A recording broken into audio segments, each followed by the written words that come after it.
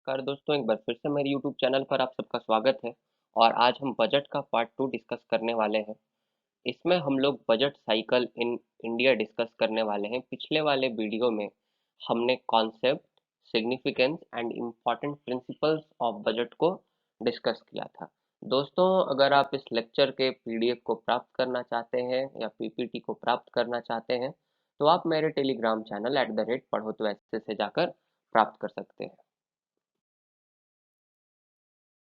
So this is syllabus of semester 4 political science honours, जो बच्चों को कोर 9 पढ़ना है, पब्लिक एडमिनिस्ट्रेशन।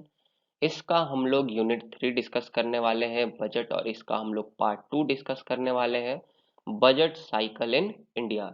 तो दोस्तों, इस लेक्चर को समझने के बाद या समझने से पहले मैं आपसे रिक्वेस्ट करता हूँ, आप concept and significance of budget वाले लेक्चर को जरूर जाकर देखें। इससे आपको बजट साइकिल इन इंडिया और अच्छे से समझ में आएगा। एक बात और मैं आपको बता दूं, मैं जितने भी आपको लेक्चर्स प्रोवाइड कराता हूं, सब स्ट्रिक्टली आपके सिलेबस को फॉलो करके कराता हूं।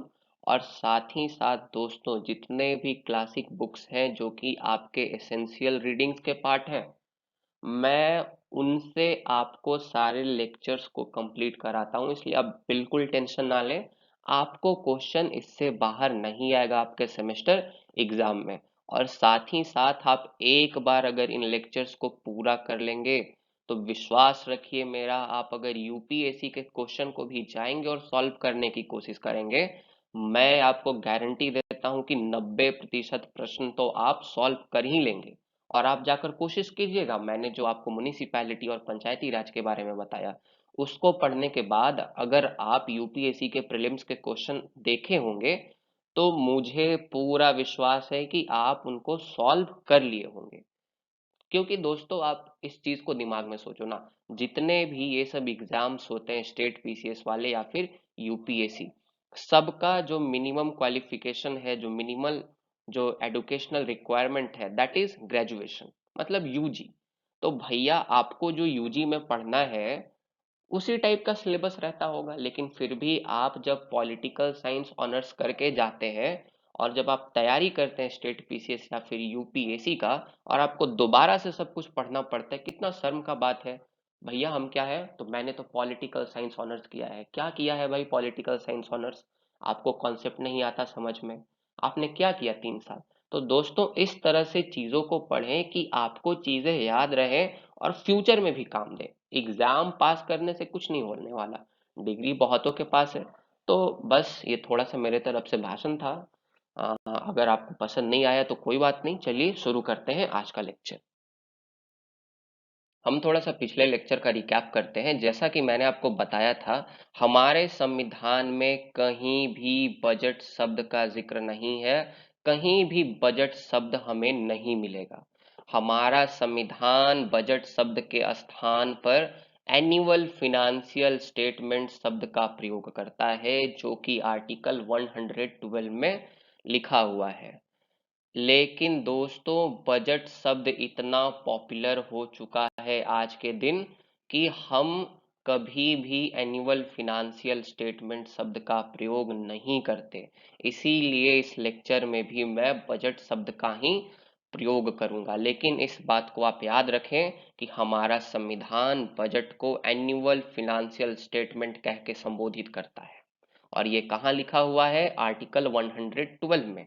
तो चलिए समझने की कोशिश करते हैं कि बजट क्या होता है या एनुअल फिनेंशियल स्टेटमेंट क्या होता है। दोस्तों, जैसा कि मैंने पिछले वाले लेक्चर में भी बताया था कि बजट एक स्टेटमेंट होता है, एस्टिमेटेड रिसीट और एक्सपेंडिचर का गवर्नमेंट का, जो कि अगले आने वाले फिनेंशियल ईयर में होने वाला है। देखिए, अगले साल, अगले वित्तीय वर्ष में सरकार को कितना आमदनी होगा और सरकार को कितना खर्च होगा, इसका जो अनुमानित ब्यौरा होता है, उसे हम बजट कहते हैं। और ये बजट, जैसा कि मैंने आपको बताया, एक वर्ष के लिए होता है, जिसको हम लोग फिनेंशियल ईयर कहते हैं। और हमारे देश में फिनेंशियल ईयर 1 अप्रैल से लेकर 31 मार्च तक चलता है। अर्थात अभी जो 1 फरवरी 2020 को निर्मला सीतारमन जी के द्वारा बजट को पेश किया गया, वह किस फिनेंशियल ईयर के लिए पेश किया गया? वह पेश किया गया 1 अप्रैल 2020 से लेकर 31 मार्च 2021 तक का। और उसमें ये बताया गया कि ये जो फिनेंशियल ईयर में इतना हमें अनुमान है कि हमें आमदनी होगी और हमें अनुमान है कि शायद इतना खर्च होगा। जैसा कि हमने बताया, फिनेंशियल ईयर एक देश से दूसरे देश में भिन्न हो सकते हैं। जैसे ऑस्ट्रेलिया में 1 जनवरी से 31 दिसंबर तक है, जैसे कनाडा में हमारे ही जैसा 1 अप्रैल से 31 मार्च तक है। देखिए दोस्तों, एक चीज हमें और याद रखना है कि जो बजट होता है वह पिछले वर्ष का एक्चुअल रिसीट्स और एक्सपेंडिचर को भी इंक्लूड करता है। अब मान लीजिए 2019-20 का बजट पेश हुआ होगा, तो उस समय भी अनुमानित ब्यौरा ही पेश हुआ होगा कि कितना खर्च होने वाला है 2019-20 के दरमियान 20 के दरमियान, और कितना हमें आमदनी होने वाली है। तो दोस्तों, ये जो अनुमान है, ये अनुमान सच्चाई में कब बदलेगी? जब वह वर्ष बीत जाएगा, जब वह वर्ष बीतने वाला होगा। तो इसीलिए अभी का जो बजट पेश हुआ 2020 में 1 फरवरी के दिन, उसमें पिछले वाले वित्तीय वर्ष का एक्चुअल रिसीट और एक्सपेंडिचर को भी इंक्लूड किया गया होगा। तो बजट में क्या होता है? डिटेल्स इंक्लूड होता है of actual receipts and expenditure of closing financial year. आप इस चीज को भी ध्यान में रखेंगे। साथ ही साथ दोस्तों, हमारे मन में कुछ कंफ्यूजन है बजट को लेकर, पहले उसको हम दूर करने की कोशिश करते हैं। सबसे पहला कंफ्यूजन तो बच्चों के दिमाग में ये होता है कि जिस दिन फिनांस मिनिस्टर का भाषण होता है, आमतौर पर आजकल 1 फरवरी को हो रहा है हर एक साल, हम उसके बारे में डिस्कस करने वाले हैं।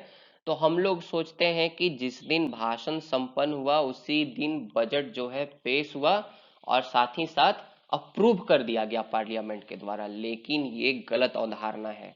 जो बजट है, बजट को पेश करने के दिन से अगर देखें तो पास होने में, अप्रूवल मिलने में कम से कम 60 से 65 दिन का समय लगता है। और दोस्तों, दूसरा जो हमारे दिमाग में मिसकॉन्सेप्शन है वह ये है कि बजट को सिर्फ लोकसभा में पेश किया जाता है।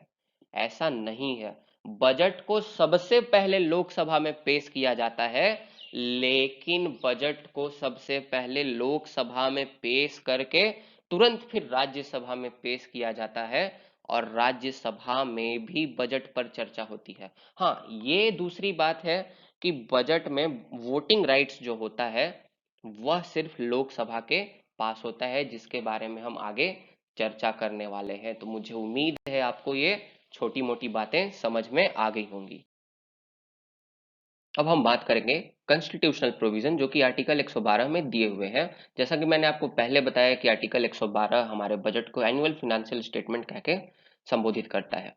तो इसमें पहला पॉइंट है दोस्तों, ये आर्टिकल कहता है कि ये राष्ट्रपति की रिस्पॉन्सिबिलिटी होगी, उनकी जिम्मेदारी होगी कि वह एनुअल फिनेंशियल स्टेटमेंट को पार्लियामेंट में सेंड करें, भेजें हर एक साल। और राष्ट्रपति ऐसा ही करते हैं। एनुअल फिनेंशियल स्टेटमेंट को यूनियन फिनांस मिनिस्टर के द्वारा भेजते हैं पार्लियामेंट में। दूसरा दोस्तों, ये कहता है ये आर्टिकल की annual financial statement shall be laid before the both houses of parliament, कि एनुअल फिनेंशियल स्टेटमेंट जो है वह पार्लियामेंट के दोनों हाउसेस अर्थात लोकसभा और राज्यसभा दोनों हाउसेस में पेश होनी चाहिए। और आम तौर पर हम देखते हैं कि ये सबसे पहले लोकसभा में पेश किया जाता है, और लोकसभा में पेश करने के बाद तुरंत ही राज्यसभा में इसे पेश कर दिया जाता है, जैसा कि मैंने आपको पिछले वाले स्लाइड में भी बताया। दोस्तों, तीसरा ये बोलता है कि एनुअल फिनेंशियल स्टेटमेंट क्या कंटेन करेगा। तो ये बताता है एस्टिमेटेड रेवेन्यू और एक्सपेंडिचर कंटेन करेगा एनुअल फिनेंशियल स्टेटमेंट एक फिनेंशियल ईयर का, जो कि आने वाला होगा। तो ये जैसा कि मैंने आपको बताया, तो जो एस्टिमेटेड एक्सपेंडिचर होता है तो ये दो तरह का होता है। Estimated expenditure are of two type. पहला होता है आपका चार्ज्ड एक्सपेंडिचर, दूसरा होता है मेड एक्सपेंडिचर। तो पहला ऐसा एक्सपेंडिचर होता है जिसको पार्लियामेंट जो है चेंज नहीं कर सकती, उसे कम नहीं किया जा सकता। हाँ, चार्ज एक्सपेंडिचर्स पर डिस्कशन हो सकता है, लेकिन इसमें कोई भी बदलाव नहीं किया जा सकता। दूसरा होता है मेड एक्सपेंडिचर। मेड एक्सपेंडिचर आमतौर पर देखा जाए तो मिनिस्ट्रीज की डिमांड होती है, हर एक मिनिस्ट्री की। जैसे कि हेल्थ मिनिस्ट्री है, वो बोलेगा कि हमें इस साल भाई इतना करोड़ रुपए का खर्च आने वाला है, तो एक तरह से वो डिमांड कर रहा है किससे? पार्लियामेंट से, अर्थात लोकसभा से डिमांड कर रहा है कि हमें इतने पैसे दिए जाएं काम करने के लिए। और हम जानते हैं कि जितना भी पैसा होता है वह कंसोलिडेटेड फंड ऑफ इंडिया में होता है, जितना भी सरकार का खजाना होता है। और हम ये भी जानते हैं कि कंसोलिडेटेड फंड ऑफ इंडिया से 1 रुपए भी बिना पार्लियामेंट के परमिशन से नहीं निकाल सकते। अगर मिनिस्ट्रीज को काम करना है भैया, तो पैसा तो वहां से चाहिए, और पैसा निकालना है तो आपको सबसे पहले डिमांड करना पड़ेगा पार्लियामेंट से। और आप बजट के माध्यम से ही डिमांड करते हैं और ये बताते हैं कि भैया इस साल सरकार का इतना आमदनी होने वाला है और इतना शायद खर्च होगा, तो हम हाथ जोड़ रहे हैं, हमें खर्च करने के लिए आप पैसे दें। थ्योरेटिकली यही बात है। प्रैक्टिकली आप देखें तो लोकसभा में भैया जो रूलिंग पार्टी है अभी, जिसकी सरकार है, उसी की मेजोरिटी है। तो आप अगर बजट लाएं तो बस ये फॉर्मेलिटी है, बजट पास होना ही है। लोकसभा में आप देखो, अभी अगर भाजपा की सरकार है तो आप देख सकते हो लगभग एनडीए का 340 प्लस सीट है, और जो बजट है वह सिंपल मेजोरिटी से पास होता है, मतलब 50%+1, बस इतना ही वोट चाहिए। तो भाई क्या इस बजट को पास होने से कोई रोक सकता है? तो प्रैक्टिकली पूछो तो कोई नहीं रोक सकता भाई, कोई नहीं रोक सकता। लेकिन फिर भी ये सब थ्योरेटिकल पार्ट है, और ये सब कुछ फॉर्मेलिटी और प्रोसीजर्स है जो कि फॉलो करना पड़ता है बजट पेश करने में और पास होने में। तो इसी तरह से मेड एक्सपेंडिचर होता है जो कि मिनिस्ट्रीज डिमांड के तौर पर रखती हैं, और इस पर डिस्कशन होता है पार्लियामेंट में। और इसे चाहे तो पार्लियामेंट जो है, लोकसभा जो है, वह कम कर सकता है। हम बार बार पार्लियामेंट के जगह पे लोकसभा इसलिए कह रहे हैं क्योंकि बजट के दृष्टिकोण से देखा जाए तो लोकसभा के पास ज्यादा शक्ति है। हम आगे इसको डिस्कस करेंगे। बस इतना ही चीज लिखा हुआ है आर्टिकल 112 में। बाकी जितने भी बजट की प्रक्रिया है, कैसे पेश होगा, कैसे पास होगा, ये सब का सब रूल्स ऑफ बिजनेस जो है लोकसभा का, उससे गवर्न होता है, और कुछ परंपराएं हैं उससे गवर्न होता है। तो चलिए अब बजट को और डिटेल में देखने का प्रयास करते हैं।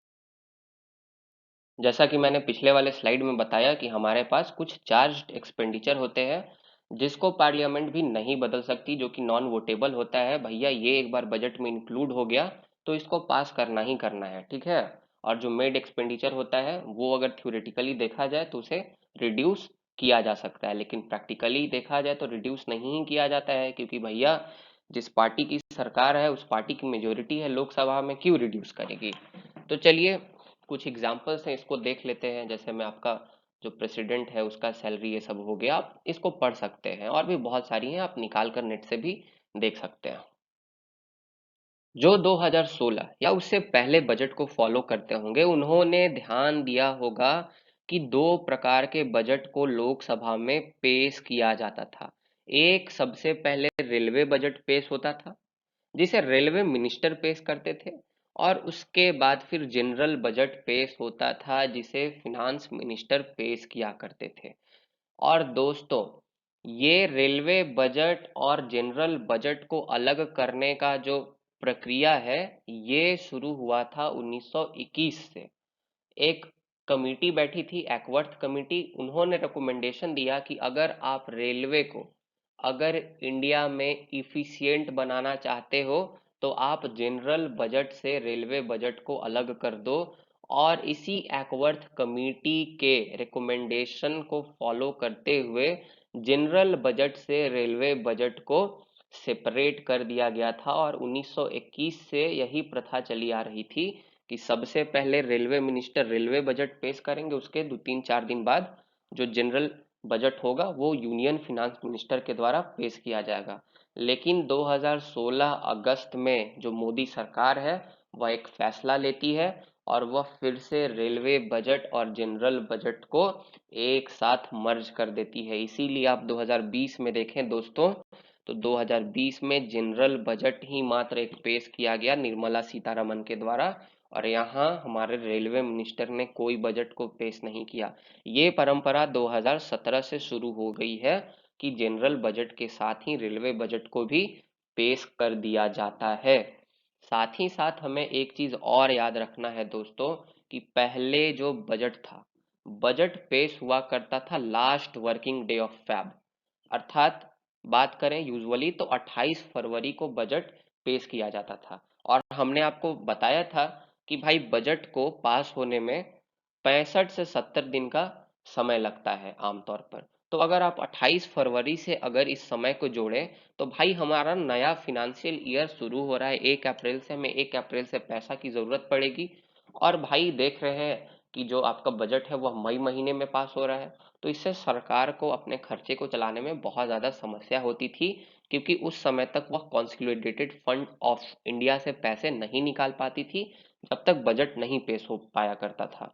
इसीलिए मोदी सरकार ने एक और चेंजेस लाया है, और अब आप देखेंगे तो जो फर्स्ट वर्किंग डे होता है फरवरी का, उस दिन बजट को इंट्रोड्यूस किया जाता है, उस दिन पेश किया जाता है, आमतौर पर 1 फरवरी के दिन।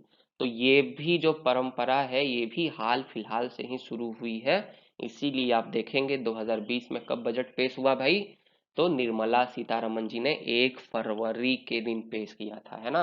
अब 1 फरवरी को दिन पेश हो गया, हमारा अगला जो फिनेंशियल ईयर है वह 1 अप्रैल से शुरू होने वाला है।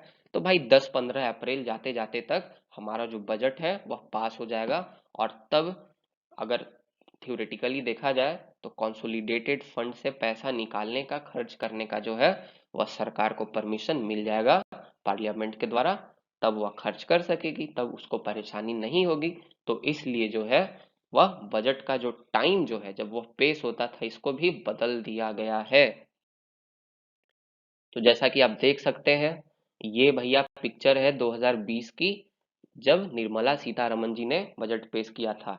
ये 2015 का आप देख सकते हैं, जब सुरेश प्रभु हुआ करते थे रेलवे मिनिस्टर, इन्होंने भी बजट पेश किया था। लेकिन 2016 के बाद ये परंपरा को समाप्त कर दिया गया है। दोस्तों, हमें बजट समझने के लिए पार्लियामेंट्री कमेटी के कॉन्सेप्ट को समझना पड़ेगा। देखिए, जब बजट इंट्रोड्यूस होता है तो उसके बाद 4-5 दिन तक उस पर जनरल डिस्कशन का काम चलता है, और जनरल डिस्कशन करने के बाद जो स्पीकर होता है वह हाउस को एडजर्न कर देता है, अर्थात बीच में सेशन में ब्रेक ले लिया जाता है, जैसा कि स्पीकर समझे, 10 दिन का, 15 दिन का, 20 दिन का, जैसा स्पीकर को ठीक लगे। और उस समय के दरमियान दोस्तों, जो डिपार्टमेंटल स्टैंडिंग कमिटीज होती है ना, वो जितने भी डिमांड्स किए जाते हैं मिनिस्ट्रीज के द्वारा, मैंने बताया था ना मेड एक्सपेंडिचर, कि मुझे भाई इतना पैसा चाहिए इस साल खर्च करने के लिए, तो जितने भी डिमांड डिफरेंट डिफरेंट मिनिस्ट्रीज से की गई सबको कंसीडर करती है, और सबकी जांच करती है, सबको स्क्रूटनाइज करती है कि कितना जेन्युइन इनका डिमांड है। लेकिन दोस्तों, आपको एक चीज इसमें और याद रखना होगा, डिपार्टमेंटली रिलेटेड स्टैंडिंग कमिटीज जो है वह इन डिमांड को रिड्यूस करने के लिए सजेशन नहीं दे सकती पार्लियामेंट को।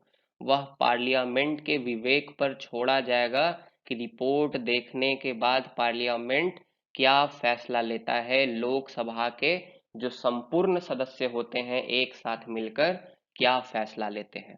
साथ ही साथ ये कोई भी इंक्रीज सजेस्ट नहीं करेगा। अब ऐसा थोड़ी है कि मान लो हेल्थ मिनिस्ट्री मांग रहा है कि भाई मुझे इस साल एक ए नाम के पॉलिसी को इम्प्लीमेंट करने के लिए 100 करोड़ चाहिए, तो ऐसा नहीं बोलेगा कि 100 करोड़, 100 करोड़ में क्या होगा भाई, तू 150 करोड़ ले, इतने में क्या होता है वाह, 150 करोड़ मैं सजेस्ट करता हूँ, तो ये भी नहीं। और मान लो उसने 100 करोड़ मांगा, तो प्रैक्टिकली वो ये बात को जानेगा कि अरे भैया ये तो ज्यादा पैसा मांग रहा है, ठीक है। इस चीज को भी स्क्रूटनाइज किया जाता है, देखा जाता है वहां।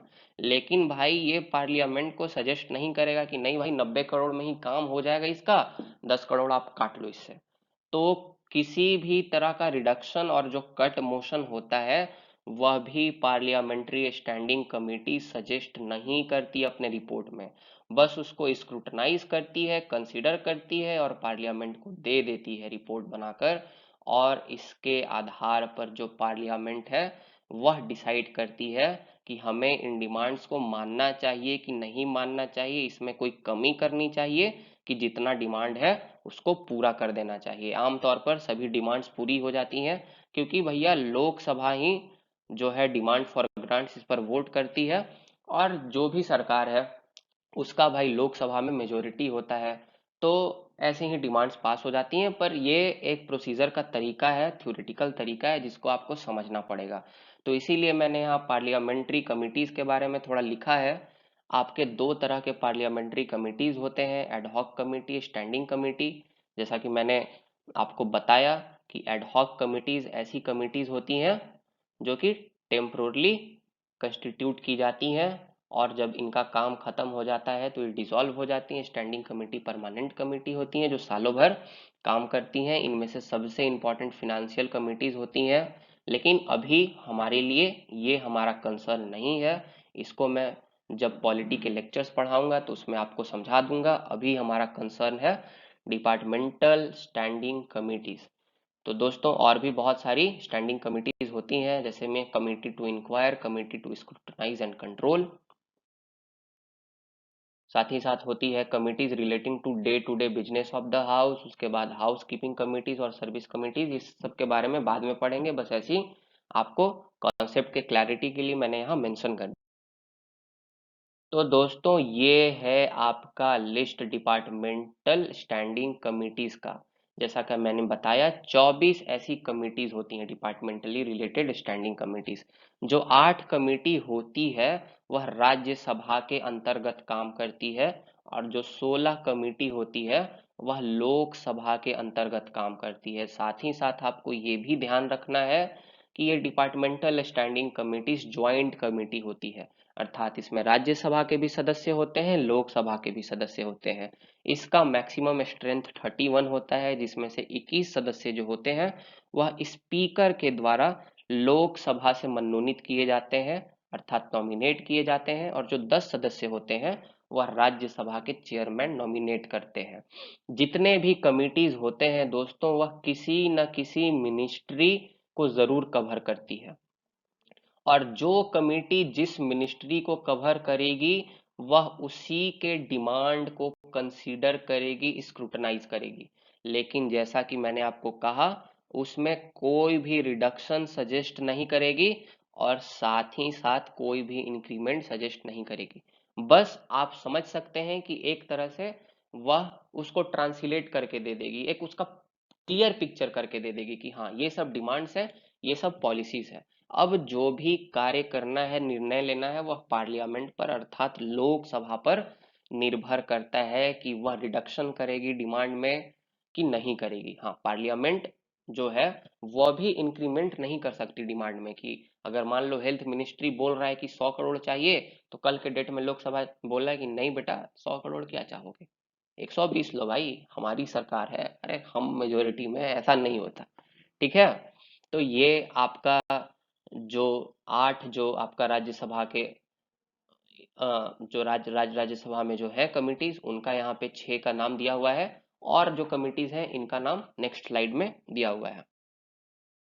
तो इन दोनों 7 और 8 नंबर को भी मिला दो तो हो गई 8 कमिटीज जो कि राज्यसभा के अंतर्गत कार्य करती हैं, और 16 ऐसी कमिटीज भी हैं जो कि लोकसभा के अंतर्गत कार्य करती हैं, लेकिन सबकी सब ज्वाइंट कमेटी है, सब में सदस्य दोनों हाउसेस से होंगे, जैसा कि मैंने आपको बताया 21 लोकसभा से और 10 राज्यसभा से। तो यहाँ 14 तक आपको नंबर है, आगे 24 तक नेक्स्ट स्लाइड में मिल जाएगा। तो ये देखो ये 24 तक हो गया भाई। एक भी कमेटी का नाम याद करने का जरूरत नहीं है, बस प्रैक्टिकल नॉलेज के लिए, कॉन्सेप्ट के लिए मैं आपको समझा रहा हूँ ये सब चीजें। बस एक दो का नाम याद कर लेना एग्जाम्पल देने के लिए। बस ये चीज आपको याद रखना है कि 24 डिपार्टमेंटली रिलेटेड स्टैंडिंग कमेटी है, जो कि बजट में जितने भी मिनिस्ट्रीज या डिपार्टमेंट्स हैं उनके जितने भी डिमांड्स होते हैं उनको कंसिडर करती है। वैसे इनका काम और भी बहुत सारा होता है, लेकिन वो हम बाद में डिस्कस करेंगे पॉलिटी के लेक्चर में। बस यहाँ यही याद रखो कि बस भैया जो डिमांड किए जाते हैं मिनिस्ट्रीज के द्वारा, डिपार्टमेंट्स के द्वारा एक्सपेंडिचर को लेकर, उसको कंसीडर और स्क्रूटनाइज करती है ये सब आपके ज्वाइंट कमिटीज होते हैं। इसमें दोनों के सदस्य होते हैं, लोकसभा और राज्यसभा के। 24 जो स्टैंडिंग कमेटी है, सब में जो 21 जो मेंबर्स होंगे वह लोकसभा से होंगे, और जो 10 मेंबर होंगे वह राज्यसभा से। जो 8 इसमें से कमिटीज है 24 में से, वह राज्यसभा के अंतर्गत कार्य करती है, और जो 16 है वह लोकसभा के अंतर्गत कार्य करती है। बस इतना ही चीज आपको याद रखना है और कुछ नहीं याद रखना इसमें। अब वही चीज कॉम्पोजिशन दिया हुआ है मेरे भाई, मैंने पहले बता दिया, फंक्शन मैंने बता दिया। To consider the demand for grants of the concerned ministries and department before they are discussed and voted in the Lok Sabha. Its report should not suggest any nature of cut motion, मतलब reduce करने का कोई भी suggestion नहीं देगा वो parliament को, ठीक ना। किसी भी तरह का कट मोशन को वो सजेस्ट नहीं करेगा, ठीक है। आगे इसके बारे में डिटेल में डिस्कस होगा। अब हम करते हैं कॉन्सेप्ट की बात। तो दोस्तों जो बजटरी प्रोसीजर है, बजटरी प्रोसीजर में 3 स्टेजेस इन्वॉल्व होते हैं। सबसे पहला स्टेज है द प्रिपरेशन ऑफ बजट और एक्ट ऑफ प्लानिंग। दोस्तों बजट पेश करना एक दिन का खेल नहीं होता। हम देखते हैं कि 1 फरवरी को 2017 से हर एक वर्ष बजट को पेश कर दिया जा रहा है, लेकिन यह एक दिन का काम नहीं है कि 21 जैन को सुबह में उठकर फिनांस मिनिस्ट्री बजट बना लेती है कि अच्छा इतना इतना पैसा मांग लेते हैं इस मिनिस्ट्री के लिए, हो गया काम। दोस्तों बजट पेश करने के दिन से 8 से 6 महीने पहले से प्रिपरेशन शुरू हो जाता है कि हमें कितना एस्टिमेटेड रेवेन्यू प्राप्त होगा और कितना खर्च होने वाला है अगले वर्ष। तो हम पहले स्टेज को मान सकते हैं फॉर्मुलेशन ऑफ बजट। इस स्टेज में बजट को फॉर्मुलेट किया जाता है मेनली फिनांस मिनिस्ट्री के द्वारा, और लास्ट में इसको कैबिनेट से अप्रूव कराया जाता है। दूसरा जो स्टेज है वह है approval of budget. Approval of budget का मतलब होता है कि दोस्तों इसे हम इंट्रोड्यूस करते हैं पार्लियामेंट में, और पार्लियामेंट फिर इसको पास कर देती है बहुत सारे स्टेजेस से इसको गुजरने के बाद, जिसको हम लोग डिस्कस करने वाले हैं। और तीसरा है जब पार्लियामेंट से बजट पास हो जाता है तो implementation of budget, the execution of budget और द एक्ट ऑफ इन्फोर्समेंट, किस तरह से उस बजट को इन्फोर्स किया जाता है। तो हम सभी स्टेजेस को 1 बाय 1 डिस्कस करने वाले हैं दोस्तों। तो जैसा कि मैंने आपको पहले बताया 3 स्टेजेस होते हैं बजट प्रोसीजर के, और इन्हीं 3 स्टेजेस को मिलाकर हम बजट साइकिल कहते हैं। और जो पहला स्टेज है वह है प्रिपरेशन ऑफ बजट या फॉर्मुलेशन ऑफ बजट। तो उसका भी बहुत सारा सब स्टेजेस है, और पहला सब स्टेज है preparation of preliminary estimates by the local officers. तो दोस्तों होता क्या है कि बजट बनाने की प्रक्रिया जो अगले साल होने वाला है बजट पेश, उसकी प्रक्रिया 6-8 महीने पहले से ही शुरू हो जाती है। जुलाई अगस्त के महीने में ही शुरू हो जाती है। और जो मिनिस्ट्री ऑफ फिनांस होती है, देखिए सबसे पहले तो ये समझिए, हर एक मिनिस्ट्री बहुत सारे डिपार्टमेंट्स में बटी हुई है। हर एक मिनिस्ट्री, होम मिनिस्ट्री हो, फिनांस मिनिस्ट्री खुद हो, या डिफेंस मिनिस्ट्री हो, और सभी डिपार्टमेंट्स के हेड ऑफ डिपार्टमेंट होते हैं। जैसे अगर आपका कॉलेज एक मिनिस्ट्री है, तो दोस्तों आपके कॉलेज में आपका जो पॉलिटिकल साइंस डिपार्टमेंट है उसका भी एक एचओडी होता है उसी प्रकार से। और जो मिनिस्ट्री के डिपार्टमेंट्स का हेड होता है वह मेनली ब्यूरोक्रेट होता है, एक आईएएस होता है। तो दोस्तों जो मिनिस्ट्री ऑफ फिनांस होता है वह एक उसको प्रिंटेड फॉर्म देता है और बोलता है कि आपके डिपार्टमेंट का क्या रेवेन्यू और क्या खर्च आने वाला है नेक्स्ट ईयर, आप ये हमको इसका एस्टिमेट दें। ये जो हेड ऑफ डिपार्टमेंट्स होते हैं इन फॉर्म्स को भेज देते हैं अपने डिसबर्सिंग ऑफिसर्स के पास। डिसबर्सिंग ऑफिसर्स ऐसे ऑफिसर्स होते हैं जो कि फंड को एलोकेट करते हैं, है ना। मतलब ये एचओडी से छोटा पोस्ट पर होता है, लेकिन इन्हीं के हाथ में क्या होता है कि जब एक बार आपको एक्सपेंडिचर के लिए पैसे मिल जाएंगे तो यही नीचे अपने सब ऑर्डिनेट ऑफिसर्स को देते हैं खर्च करने के लिए। क्योंकि कोई भी पॉलिसी और प्लान बनाया जाएगा उसको इम्प्लीमेंट तो भाई ब्यूरोक्रेसी ही करता है ना, तो उसको पैसा मिलता है, तो उसको पैसा देने का काम यही डिस्पर्सिंग ऑफिसर करता है। और फिर ये जो ऑफिसर है ये अपने नीचे अपने लोकल ऑफिसेस में और लोकल ऑफिसर्स को भेज देता है, और लोकल ऑफिसर्स अपने एस्टिमेट्स को देते हैं कि भैया इतना हमें रेवेन्यू हो सकता है नेक्स्ट ईयर और इतना एक्सपेंडिचर हो सकता है। ठीक है। और जब वो दे देते हैं तो वो फिर से देते हैं डिस्पर्सिंग ऑफिसर के पास, और फिर से डिस्पर्सिंग ऑफिसर अपने जो डिपार्टमेंट का एचओडी होता है उसको सौंप देता है। अब जैसा कि मैंने बताया, डिस्पर्सिंग जो ऑफिसर है, डिस्पर्सिंग ऑफिसर अपने हेड ऑफ डिपार्टमेंट को सौंप दिया वो जो एस्टिमेट का जो फॉर्म था कि भाई ये रेवेन्यू होगा ये खर्च होगा। वो फिर जो आपका हेड ऑफ डिपार्टमेंट होता है वो इस चीज़ को स्क्रूटनाइज करता है, चाहे तो कुछ प्रपोजल्स को मान सकता है चाहे तो उसको रिजेक्ट कर सकता है, और उसको अच्छे से कंसोलिडेट करके उस फॉर्म को अपने रिस्पेक्टिव मिनिस्ट्री को सौंप देता है। ठीक है ना। अपने मिनिस्ट्री को सौंपेगा, और फिर मिनिस्ट्री लास्ट में क्या करती है कि अपने सारे डिपार्टमेंट्स के जितने भी भाई एस्टिमेट्स होते हैं रेवेन्यू और एक्सपेंडिचर के, सबको एक साथ लाती है और सब पे डिस्कशन करती है जो मिनिस्ट्री और उसके जो डिपार्टमेंट्स होते हैं, और लास्ट में कंसोलिडेट करके सभी एस्टिमेट्स जो भी होते हैं जो रेवेन्यू और एक्सपेंडिचर से हैं रिलेटेड, उसको कंसोलिडेट करके हर एक मिनिस्ट्री मिनिस्ट्री ऑफ फिनांस को बाद में सौंप दिया करती है।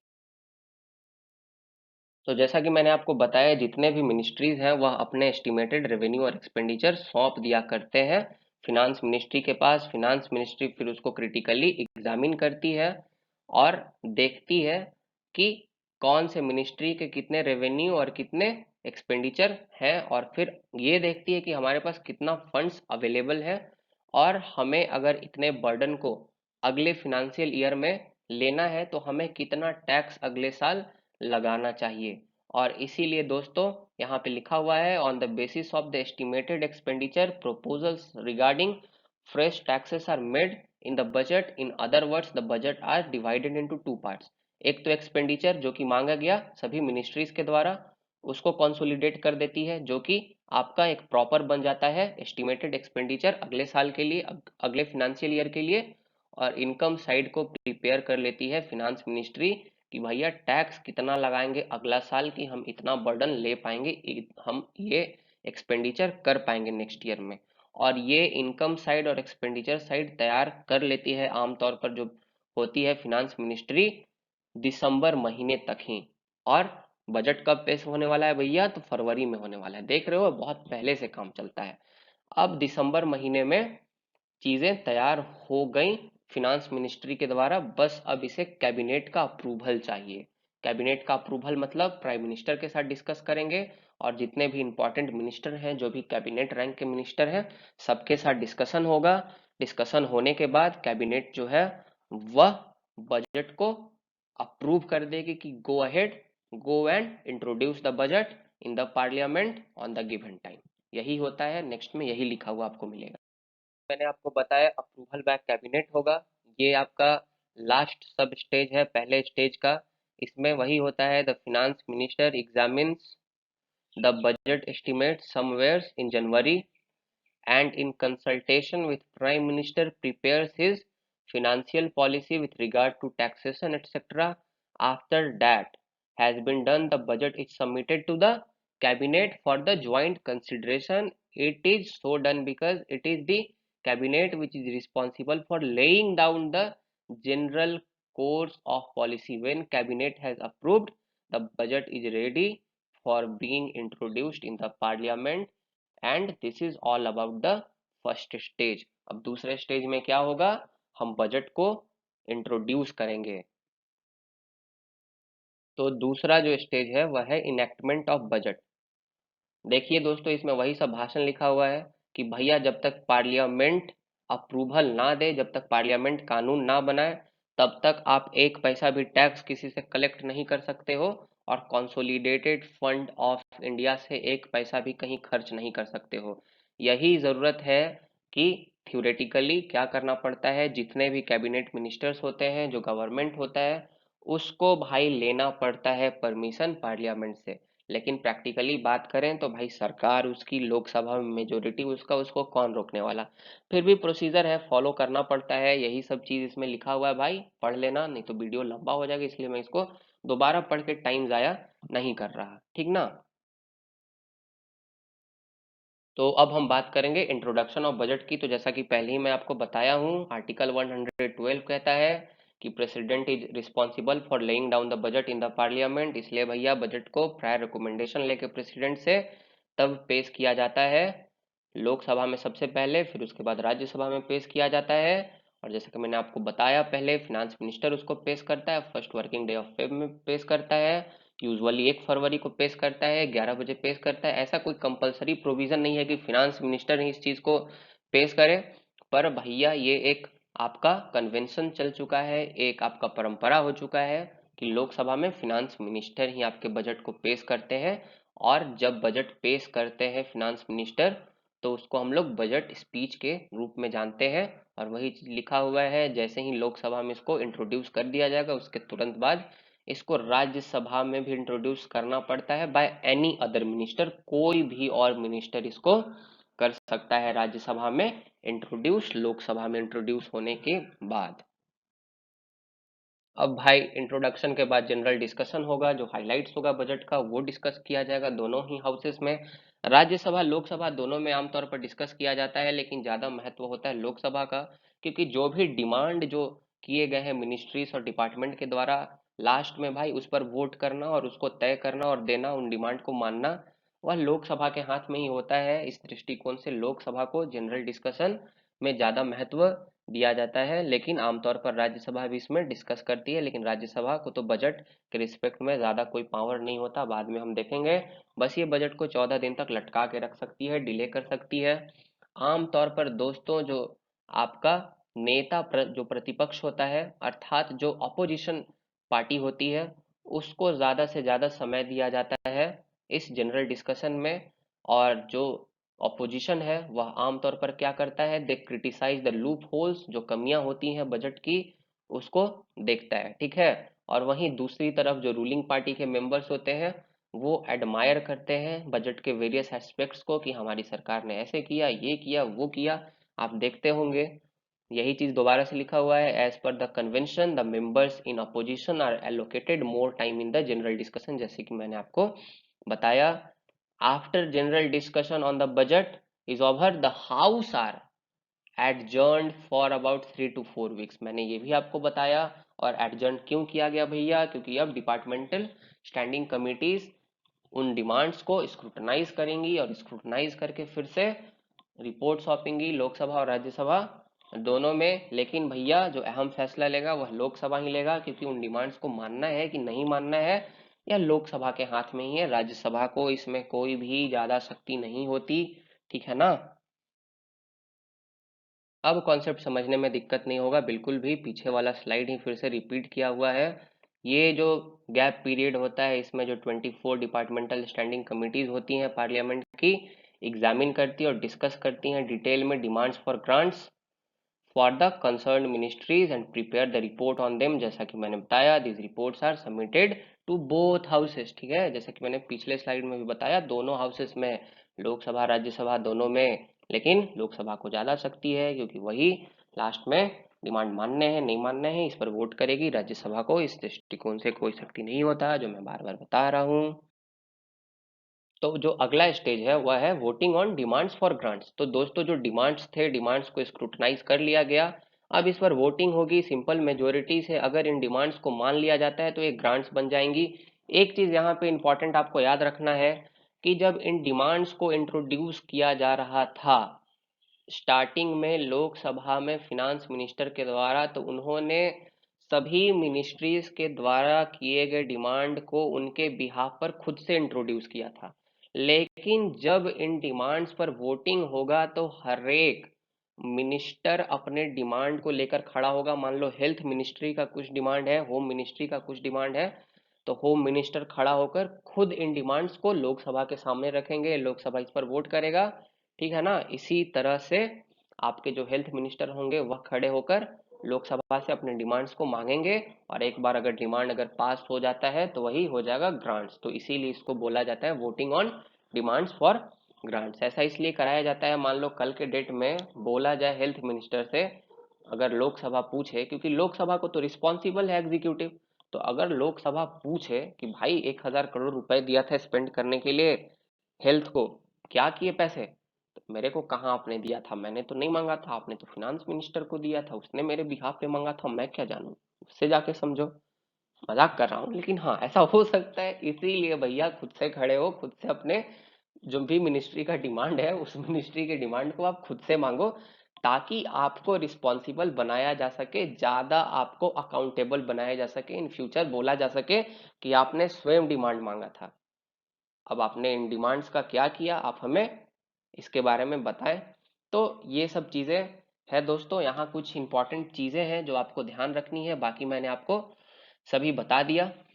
तो भाई ये जो वोट्स किए जाते हैं लोकसभा में, जो रिपोर्ट दी जाती है ना डिपार्टमेंटल स्टैंडिंग कमिटीज की, इस रिपोर्ट को ध्यान में रख के किए जाते हैं। देखो अगर भाई प्रैक्टिकली पूछो तो जितने भी डिमांड है ना, सब ग्रांट्स बनेंगे ही बनेंगे। क्या लग रहा है, अगर भाजपा की अभी सरकार है भाई, लोकसभा में इतना बड़ा मेजोरिटी है, किसमें हिम्मत है कि उसके डिमांड को रोक दे? हो ही नहीं सकता। पर एक प्रोसीजर है भाई, फॉलो करना रहता है। अब क्या मतलब, होम मिनिस्टर साहब खड़े हो जाएंगे तो क्या बोलेगा, पैसा नहीं देंगे? लोकसभा हो ही नहीं सकता भाई, उसका भाई पूरा का पूरा वहां मेजोरिटी है। जैसा कि शुरू से मैं आपको बता रहा हूँ, these are only the theoretical things, okay. The Lok Sabha takes up the voting of demands for grants. The demands are presented ministry wise, ठीक है, मिनिस्ट्री वाइज इसे किया जाता है, हर एक मिनिस्टर खड़ा होकर डिमांड को मांगता है। A demand becomes a grant after it has been duly voted by the simple majority, यही चीज लिखा हुआ है। दो चीजें आपको ध्यान रखना है। पहला, the voting for demand for grants is exclusive privilege of Lok Sabha, जैसा मैं बार बार बता रहा हूं, और राज्यसभा को कोई भी पावर नहीं होता for voting the demand. Secondly, the voting is confined to the votable part of the budget. मैंने बताया था ना, दो तरह के एक्सपेंडिचर होते हैं भैया। सबसे पहला आपका होता है चार्ज एक्सपेंडिचर, तो चार्ज एक्सपेंडिचर पर किसी भी तरह का वोट नहीं होगा, ये एक बार इंट्रोड्यूस होगा तो इसको पास होना ही होना है, और डिस्कस किया जा सकता है इस पे। और दूसरा आपका होता है मेड एक्सपेंडिचर, तो मेड एक्सपेंडिचर ही एक तरह से डिमांड है ना, तो उस पर डिस्कशन होगा और उस पर फिर आपको वोटिंग होगा ऑन डिमांड्स फॉर ग्रांट्स के लिए। तो ये तो मैंने आपको स्टार्टिंग में ही सब बता दिया है, आपको कोई प्रॉब्लम होने का गुंजाइश ही नहीं है, ठीक है ना। देखो जनरल बजट में आमतौर पर 109 डिमांड्स होते हैं। 103 होते हैं सिविल एक्सपेंडिचर वाले डिमांड, और 6 होते हैं डिफेंस एक्सपेंडिचर वाले डिमांड, ठीक है। रेलवे बजट में कुल मिला के 32 डिमांड्स होते हैं, अब तो दोनों को साथ में मर्ज कर दिया गया है, इसलिए कुल मिलाकर 141 के आसपास में आपके डिमांड होते हैं, जिसको ग्रांट बनाने पड़ते हैं, ठीक है। Each demand is voted separately by the Lok Sabha. During this stage, the member of parliament can discuss the, the details of the budget. ये सब मैंने आपको बता दिया है। They can also move motions to reduce any demand for grant. जैसा कि अगर कोई डिमांड मांगा गया तो उसको कम भी किया जा सकता है। अगर हेल्थ मिनिस्ट्री 100 करोड़ मांगती है तो उसको कम भी किया जा सकता है, और कम कैसे किया जा सकता है? 3 तरह के मोशन लाकर। और जो डिमांड फॉर ग्रांट्स होता है, इन डिमांड्स को कट करने के लिए, कम करने के लिए जितने भी मोशन मूव किए जाते हैं पार्लियामेंट में, सबको कट मोशन कहा जाता है मेरे भाई। 3 तरह का कट मोशन है, चलो समझने का प्रयास करते हैं। देखो इन चीज को समझने से पहले दिमाग में ये चीज रखो, these are theoretical things, these are not practical. इस तरह के कोई भी कट फट मोशन नहीं लाए जाते कभी भी पार्लियामेंट में, और लाए जाते हैं तो समझो कि सरकार के पास बहुमत नहीं है लोकसभा में, ठीक है ना। आप खुद सोचो भाई, मेजोरिटी है भाई लोकसभा में, भाजपा की सरकार है भाई, भाजपा की, तो क्यों चाहेंगे भाजपा के ही एमपीज की हम अपने ही मिनिस्टर के द्वारा डिमांड लाया गया तो उसको हम कट कर दें, उसको रिड्यूस कर दें? हो ही नहीं सकता। और ऐसा किया जा रहा है तो समझो कि सरकार के पास मेजोरिटी नहीं है, फिर दूसरे दिन देखोगे सरकार गिर गई, नो कॉन्फिडेंस मोशन ला दिया जाएगा। तो दीज आर थ्योरेटिकल थिंग्स, ऐसा प्रैक्टिकली कभी नहीं देखोगे तुम। तो इस चीज को समझने की कोशिश करो। सबसे पहला है पॉलिसी कट मोशन, ठीक है।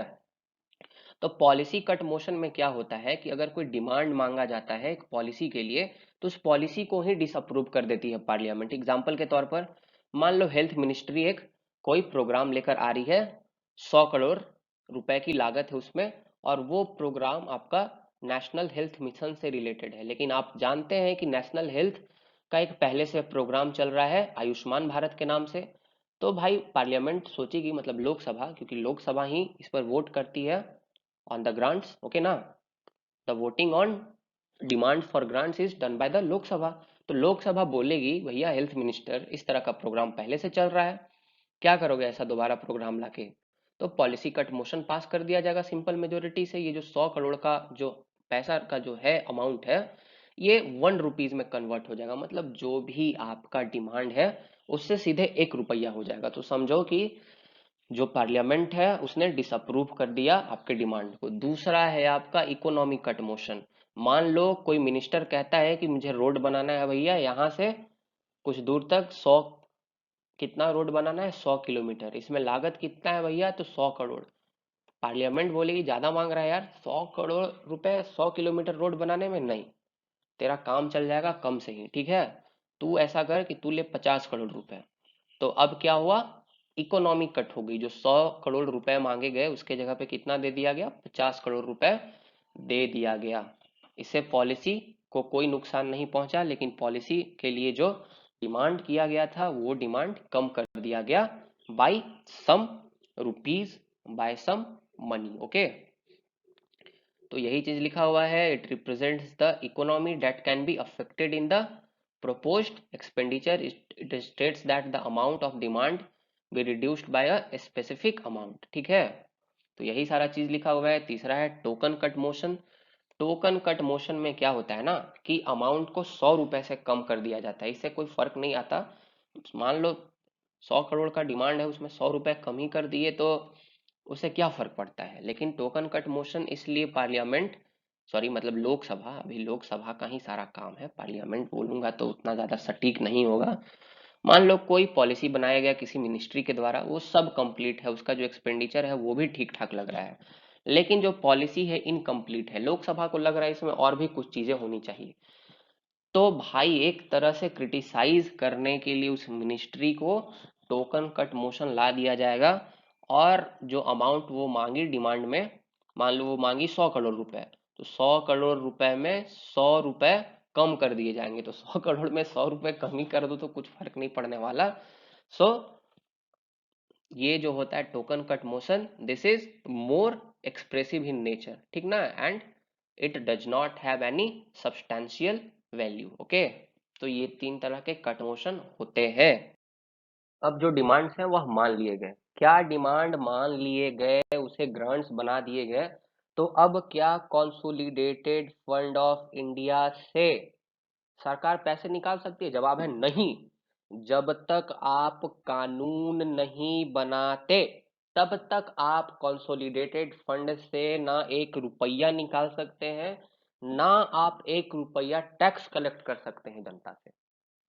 तो आपका जो रेवेन्यू साइड होने वाला है, मतलब आप जो टैक्स कलेक्ट करने वाले हैं, उस पर भी इसी तरह से डिस्कशन होगा और वो भी पास कर दिया जाएगा जैसे डिमांड फॉर ग्रांट्स पे होता है। लेकिन इसका मतलब ये नहीं है कि आपको अब टैक्स लेने का जिम्मेवारी मिल गया और आपको पैसा निकालने का कंसोलिडेटेड फंड ऑफ इंडिया से जिम्मेवारी मिल गया। नहीं, आप अभी नहीं निकाल सकते। अभी तो लोकसभा इस पर राजी हुई है।